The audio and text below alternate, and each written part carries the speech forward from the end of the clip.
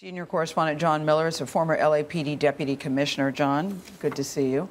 Good to be here. I heard the lawyer describe the woman as she's a mom in a sundress, which automatically sets some interesting dynamics. So what really happened here?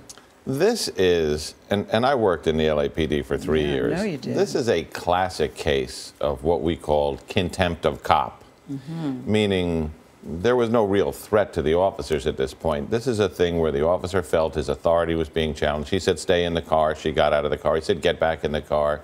He tried to push her in the car. She pushes back. And then you see this disproportionate use of force. There were a number of other ways to handle this.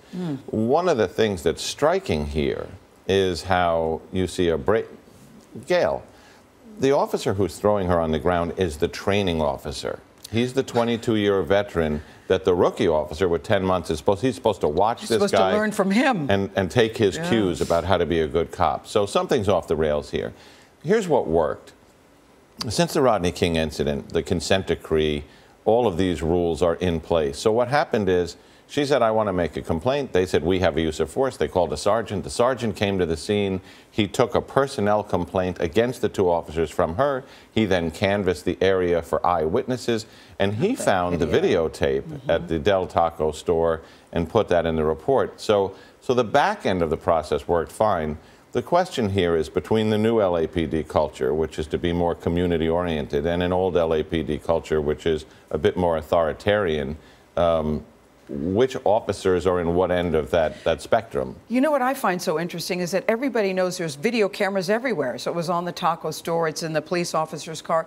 I'm still surprised that we get to see this kind of video because officers know they're being recorded at all times. And that's true. Yet, that should not be the reason for good conduct. That's right. You shouldn't have one set of conduct when you think you're being recorded. Remember the Occupy Wall Street demo at LA City Hall? I mean, those police took untold amounts of abuse from the demonstrators and were very restrained. And handled it well, yeah. But of course, the whole world was watching. In a case like this, sometimes you see flashes of police officers who have a problem, show who they really are. Now, I want to underline that is a very tiny percentage of police officers, and I think what the chief did, which is that officer is going to face administrative and criminal sanctions. I was going to ask you, what do you think is going to happen to him? Yeah.